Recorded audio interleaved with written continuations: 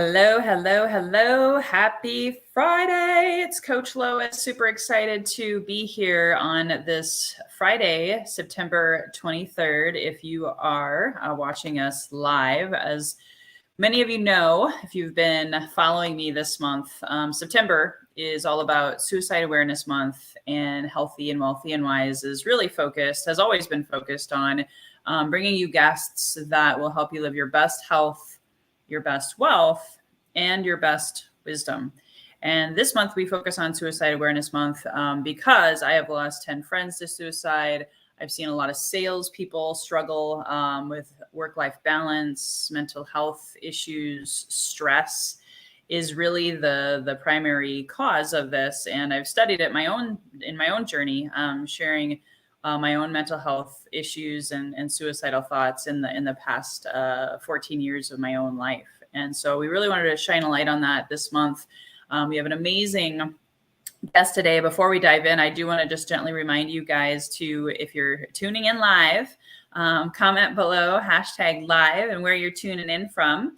And if you're tuning in on the replay, #replay, and hopefully you're tuning in from my Facebook community. We'd love to have you join us at healthyandwealthyandwise.com is how you can find where you can be a part of this amazing growing community of like-minded go-givers, heart-centered business owners who are really wanting to ascend to the next level in their health, their wealth, and their wisdom. So today I'm bringing on our guest, Karen Lynn from Iowa. Super excited. My sister from another mister. We met in Minneapolis, but it's so funny. We actually grew up like less than an hour from each other in Iowa. She's a lover of travel expert. That's how I met her. And she also does something that I love as a coach. She's a retreat planner for coaches, healers, heart-centered entrepreneurs to, again, go and work on themselves, have fun. And I will also say that the reason Karen is here today is to share her story.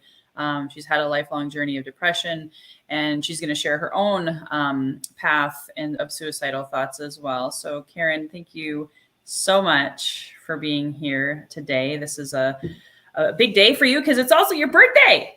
Yay! Come celebrate with me. Awesome. Well, I just want to turn it right over to you, and I'd love for you to share your journey, your path, and how you are here today. Wonderful. Thank you for that kind and enthusiastic introduction. I don't think people are brave because they aren't afraid. I think because even though they're terrified, even though it might hurt, and even though they might have been crying an hour before this podcast because they were so nervous, they do what they do because it was the right thing. And that's why I'm here today.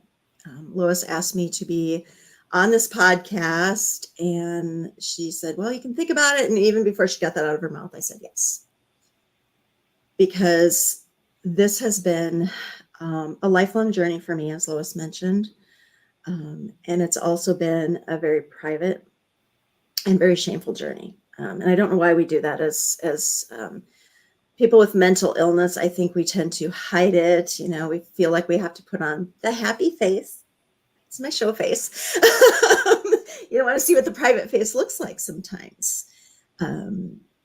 But I do want to focus today on starting with the last 3 years of events, as well as really honing in then to the past year and even more recent in the past few months, because there's been this incredible life-altering shift, and Lois is going to help me with this because so much has happened so quickly in the last few months that it's sometimes hard to catch it all. I kind of forget what all has happened. So 3 years ago, I had a very successful travel business that died overnight. Literally with COVID, I was in travel and it died.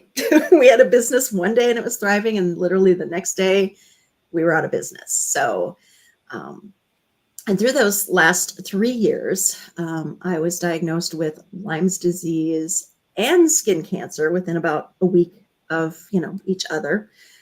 So much so that it was so close that I called my doctor and I asked her if, the skin cancer could cause this exhaustion I was feeling. And the answer was no. And I was like, oh, what's going on? So I've had health issues. I went through a very long lasting, brutally painful divorce.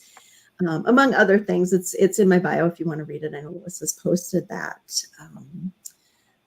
So beyond the world events that have happened, I had all these personal things going on. I had people dying. I lost, I think, about 6 people in the last year, or 3, actually. Sorry about that. And it was last year, with all those things going on, I was still treading water. I was still, trying to put on the happy face and trying to, look at the best of it and all that stuff that we try to do. And a year ago, give or take a couple months, I was betrayed, totally caught off guard by surprise, by 2 people that I trusted and 2 people that I loved very much. And with everything else going on, that was kind of the straw that broke the camel's back. And I was done. I was done with life. I was done continuing to try. And so I made a end of life plan. And there were 2 things that stopped me from going through with it. Every single time throughout my life, and this time was no exception, just in time, people would reach out to me. It was this strangest thing. I do believe it was divine intervention, but it was every single time, just in time. Someone would reach out. Someone would call to me. Someone would text me. So if you're those people out there and you're thinking of somebody today, reach out, because you never know where they're at. You never know where someone's at. And the second thing was actually Lois. Lois and I, as she mentioned, are very good friends. We have such a similar history, such a similar life. And she was very open about the people that had passed away, that had committed suicide in her life. And I thought about what my death would mean to her. And so I stayed. And flash forward, now we're going to go from going in a little bit more recently in May. My mother had died this winter, and she was the last parent. And it's very different when you're living life without your parents. All of a sudden, everything changes. And I wasn't handling it very well. I was struggling. And I had read this book, which was, I found it just really fascinating and just really very different from any. Can you read that? There we go. Yeah. I always get confused because it's backwards on my screen. But I had read this book, and I found it to be very interesting. I didn't understand everything. And Lois had gone through a course to get certified for teaching what this book was doing. Mm-hmm. And she reached out. She said, "Hey, I'm doing this beta program. Do you want to join?" Magnetic Mind beta program. And I'm like, okay. So now I'm like, I have bought so many cookies, t-shirts, drank the Kool-Aid so many times. And it was just, I'm like, okay, how is this different from anything else? And so I was very resistant to this. And May 26th, I was going back and forth with her, and finally I reached out to her May 26th. I remember this exact day. And I said, I can't do this anymore. I cannot, I need help. I need other people. I cannot do this anymore. Can we talk? And so we got on the phone, and there were a lot of tears and a lot of, spitting out everything that had been going on. And by the end of the call, I'm like, okay, I'm in. I'll try it. And this time I went all in. A lot of the programs I kind of was like, try it for a couple of days. If it doesn't work, I'm out. But this time I went all in. I was doing what she said, sometimes twice a day. I was doing everything, completely went all in on it. And I could not believe within a short period of time, I was manifesting and creating things that I hadn't had in a long time. like my happiness, my peace, my Mm. joy, and the dream to move to Hawaii. I played with that a little bit this summer, and the timing isn't right or perfect, so that's going to be put on hold. But everything else has been just amazing, and it's such a such a simple thing to do. You know, once or twice a day, I create my own. I choose my own future, and there's a lot of other tools in the toolbox, which she and I are going to go over together a little bit. But I ground, I meditate, I'm learning to trust myself again. I lost trust in myself for all of that. You know, everything that happened the last 3 years really shook me at the core and really rattled my confidence. So that's about it. That's the high level. We're going to dive a little deeper in here, but that's the start. So. Well, that was beautiful. I just want to acknowledge you for sharing that, because it's so scary to speak your truth, and we talk about that inside of the program. But in general, so many people are afraid to be seen and be heard for all of the messiness, all of the fear, all of the shame, all of the things. And so I want to definitely unpack a little bit, because you said a bunch of different things in there that helped keep you going. And like, you had friends who called you, texted you, reached out to you. Why do you Yes. think, this is a question that I'm asking myself about a lot of people right now, because a lot of people have gone into cocoons Yeah. and they don't want to ask for help. Like you said, there's a stigma about mental health or showing your weakness. It's very, very prevalent in our society, where people don't want to ask for help, or they don't want to be seen as weak, or they feel like they have to wear the mask. So what have you learned through this process that has shifted that for you from deep within? I'm choosing to live my truth, because it felt a lot of times like I'd have, you know, this one face or this one persona out in public, and then I'd have, you know, this other part of me that was struggling, that was sad, and it just got to be too much. I couldn't be two people anymore, and I wanted to. The Healthy, Wealthy, and Wise program with the magnetic, what is it, magnetic mind beta group, has taught me that I now have a safe place to express that.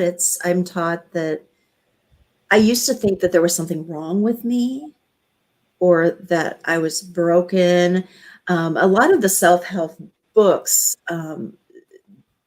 state that there's something that you have to fix, or something that you have to do, or Mm. something that you have to become, to be ready, to be happy, to be successful, to have the 2.4 kids and the white picket fence. You have to. You're not there yet. You have to go and do something. Whereas now I know that it's okay. It's okay if I have a day where I want to cry all day. It's okay if I have a day like today. It's raining. Maybe I want to go dance in the rain.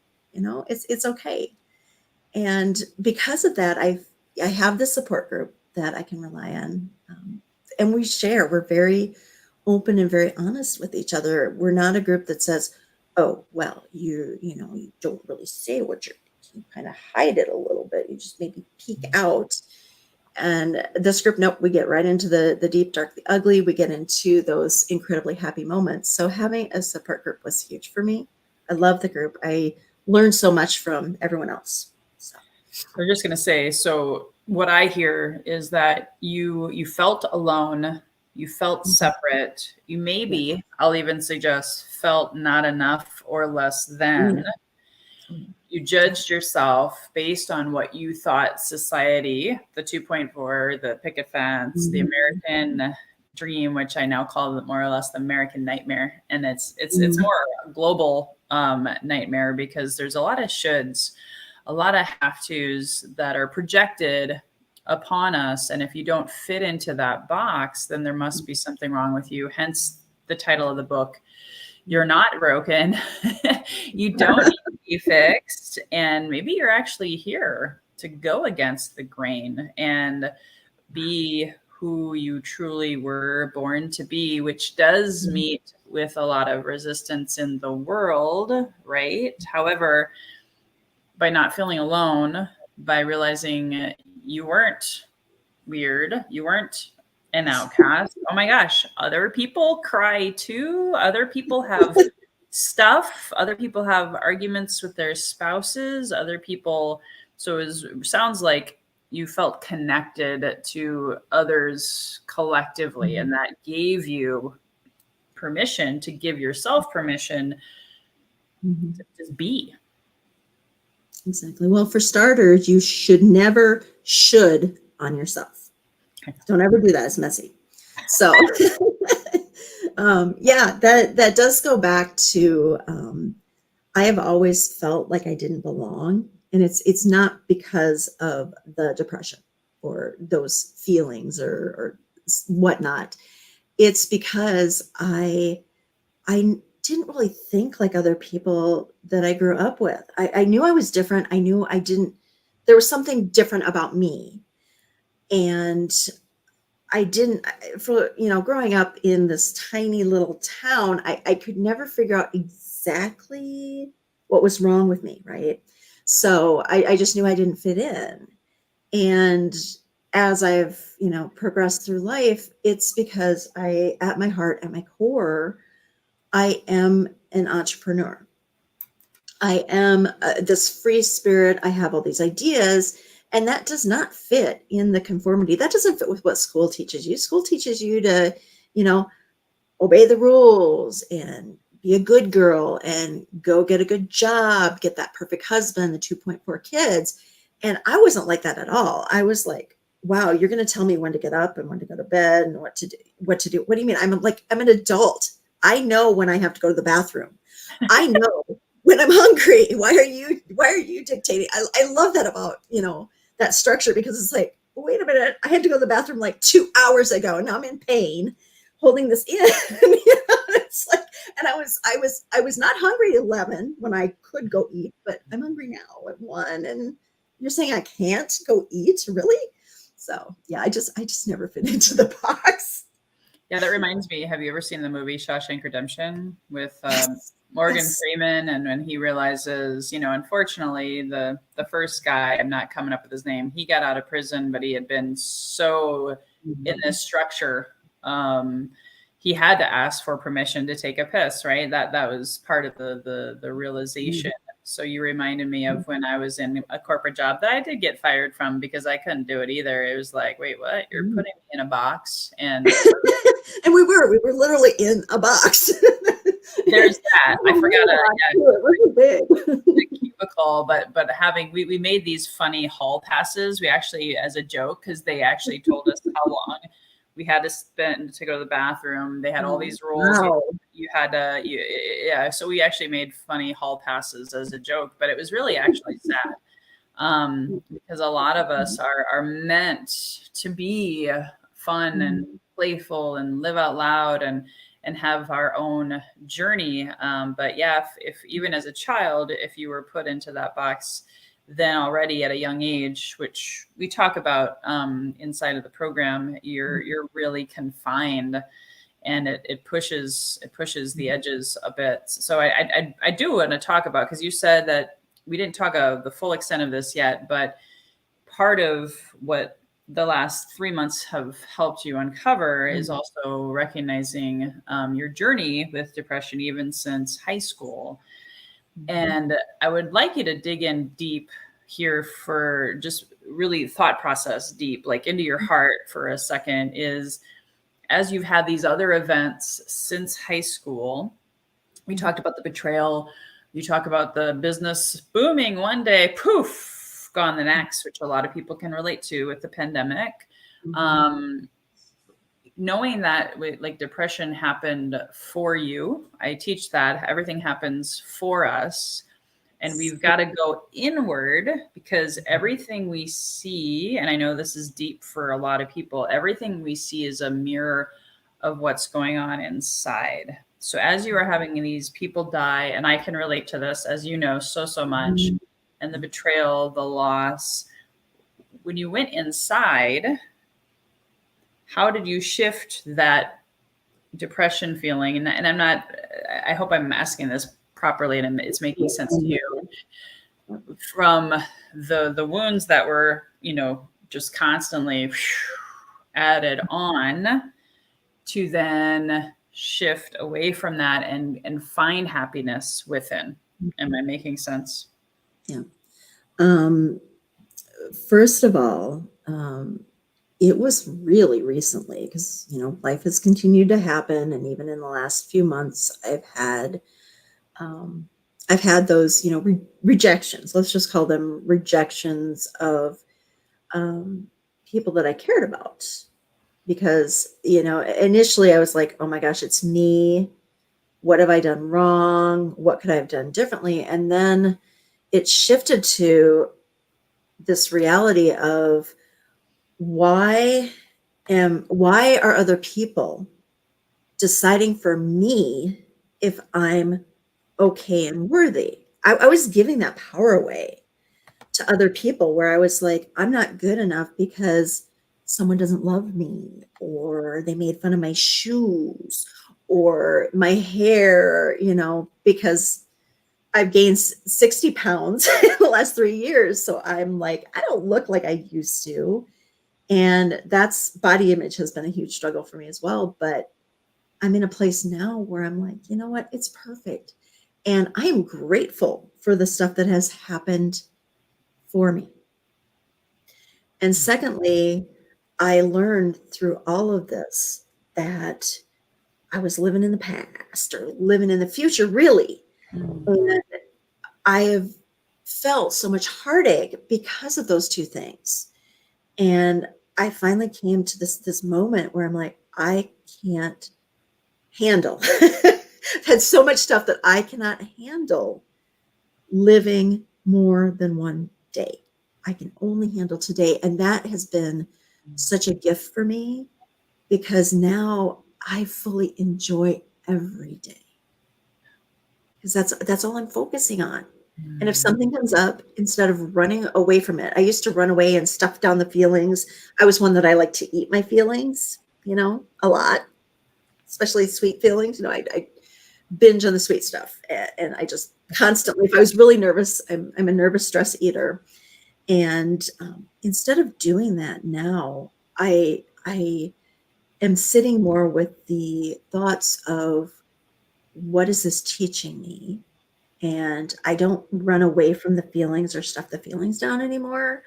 I sit with I sit in my room, or I, do whatever. I journal a lot now. I journal a ton, and I write it down, and I am learning to be okay with all the feelings. And that has been such a huge weight off my shoulders, that, oh, it's okay if I'm sad. It's okay if I'm mad. I don't stay there. So that's an important part that I want to share, is I don't stay there. I move through it. And one of the interesting things for me is, literally, it's like shining a bright light on that shadow, right? And when I would feel this feeling, I'd shine the spotlight on this feeling. And I'd be like, no, come out. Let's talk about this. Let's, do that inner voice thing. And the more I shined the light on it, the more it was like, whoa, I don't want to be part of this. And the quicker it would go away, because I'm sure we've all done this, where somebody said something mean or something has happened, and we replay it in our mind over and over and over again. And then a month later, it pops back up and we play it again. And I am not doing that as much anymore. Awesome. I play it once and get rid of it. Yeah, and I want to acknowledge that for the audience, because they don't know necessarily the process that we went through. So what you're talking about, you said it perfectly, because if we get too technical, right, it'll go phew. Yeah, but guys, just so you know, what we've been working on for the last 3 to 4 months with Karen is tuning into your intuition, your inner child, your higher self, that's super conscious. Lots of names, but they're all the same thing. It's going within to shine a light. So the superconscious is really truly your heart space. And what we did was, and a lot of people, at least in my family, congestive heart failure runs in the family. Mhm. Even if you have high blood pressure, the body keeps the score. If you have any dis-ease, it's trying to tell you something. And so, especially a lot of those heart diseases is because we stuff emotions down. We stuff them in the closet, the skeletons in the closet, putting them under the rug. We don't talk about that here. We're always happy, right? We don't do that here. We're just happy. Be happy. Yeah. And keep in mind, I love the song Don't Worry, Be Happy. I love the premise. And yet, if you keep faking it till you make it, you keep pushing the things under the rug, you keep putting the skeletons in the closet, that's actually what causes more depression, more dis-ease, because it's stuck in your body. So what Karen's talking about was she did some shadow work. She tuned in, she meditated, she slowed down, because oftentimes childhood traumas, wounds, they actually can have us go into that fight or flight, high cortisol spiking mode. I've lived that to the fullest. Trust me, I know what I that. know too. I knew you when. Yeah.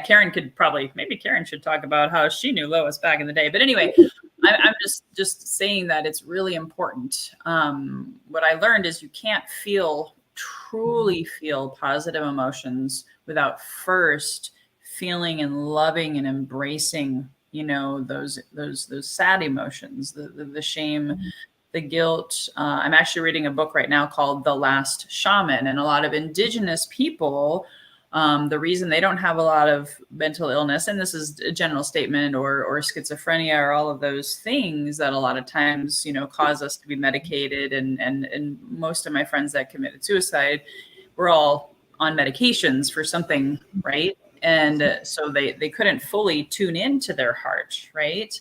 And so by being able to understand that this is like culturally an issue in America, that's why we're bringing this up, guys, is because you got to go in and do the shadow work. You got to feel the feels. Like you said, you don't stay there. Maybe you can talk about our process doing the superconscious recode and keep it in the simplest terms as you're able. But maybe share a little bit, because you shared, in regular terminology, but talk about the superconscious recode that towards your true nature and purpose, and how that has helped you have some breakthroughs and awakenings and ahas. And again, not staying in the Okay. Wow. I used to be in technology, that, and sometimes I'll go, so bear with me if you're out there. Sometimes I go and I start speaking a different language and I don't know I'm doing it. So simple terms, okay, I can do this. So one of my favorite sessions with this technique is I started out, I hope I'm doing this right, Lois, because I've done a lot of healing work. So I started out, so there's a couple of different ways that we do the technique. And the early on is we would think about the good stuff first. Is that correct? And then the bad? Yeah. So let me set the stage. So the 5 steps are: pick your true choice, your intention. Okay, we'll do that one. Okay. And then you go into, where maybe you could describe what that 10 looks like, that perfect intentional 10 would look like and feel like, and then talk about the score, on a scale of 1 to 10, where are you at today, current reality, with desired perfect 10 reality. And then what came up for you that you were like shining that light on, that shadow, that resistance. Okay. I will do my best. So I have about 3 favorite sayings that I do. So we're going to focus in on I choose the end result of living my true nature and purpose. And a 10 for that would be, I'm living in Hawaii and it's beautiful. And I have a big plot of land and it's full of gardens and flowers and we pick fruit and vegetables from the trees every day. We have children coming in from foster care and from different children of need in orphanages. They come in and they can pick the fruit and, you know, pick whatever they want and eat it. So we share with the community as well as with the folks that are living in, you know, my particular place. I have a beautiful pool. I have an ocean view. So every day I wake up and I have my little cup of Kona coffee. It's too bad you can't smell it because Kona's the best coffee in the world. So anyway, I have my coffee and I sit on my lanai, which is my porch, and I just look out. And every day just starts up just very calm, very relaxed, and I just think about what I want to do today. And maybe I drink coffee for an hour and I think about, oh, what can I do today? And I can do anything I choose to do because I have a successful business now and I love what I do. So just a little glimpse of my perfect 10. Mm-hmm. So today I'm going to say about a 7. So being a 7, I obviously can visualize it because we talked about it and I was telling you all about, you know, little snippets of what it's going to look like, feel like, taste like, smell like, and about a 7. So what's holding me back from being that 10? Well, today I live in Iowa and I have some things blocking me from going to Hawaii. Hawaii is really expensive. So I want to create a means to go over there. So that's a little bit of a block for me. And so I want to, you know, create that. I live in a house with a lot of things. So I would like to have less things when I go. So there's several steps that I want to take before I go there. So that's kind of my resistance. So, okay, help me through. So then I look at what's how I would get from a 7 to a 10. Yeah. So then at this point, guys, just so you know, When you're up on stage, you get a little nervous. oh my gosh, you're doing amazing. You're doing amazing. You're being amazing. So then, and you don't have to we don't have to go through the whole recode. The next step would be she would actually close her eyes. She would visualize her beautiful, perfect 10 of living her end result of true nature and purpose. And then feeling it, smelling it, tasting it, hearing it, all of it, just embodying it in the here and now. It's more important for her to embody it than to create a vision board.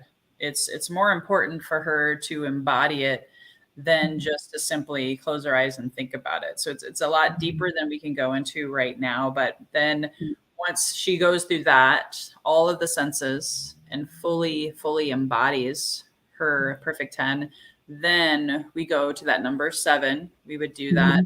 She would start to experience that. The smells, the sounds, the tastes, the feels, current reality. And then we would recode it. And recoding just simply is a fancy term for shining a light and asking that resistance, whether it's the not enough, the shame, the scarcity, the lack, whatever it is that comes up for her in that moment. And it can be different every time.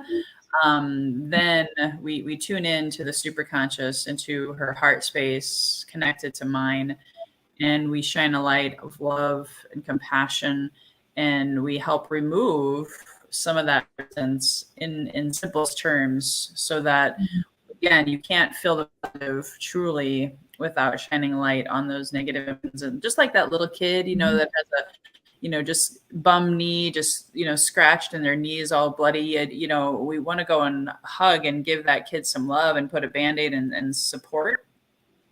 That's basically what we're doing for that resistance, is we're saying, hey, we see you, we hear you, we love you. And through that acceptance and maybe even some forgiveness, love, whatever terminology that's coming from that right side of the brain, that is the loving and compassionate, intuitive nature side, then and only then are we able to really, truly move forward and break through some of that resistance, shame, whatever it's called. So that's what Karen and I, and we co-create it. And through that process, you've really had some really, really big breakthroughs with your mom, with relationships, the betrayals, the things of that nature. And I don't know if there's anything else you want to share that while I've been talking that has come up for you. One big thing is beyond the feelings. We go through this exercise, but then I choose an action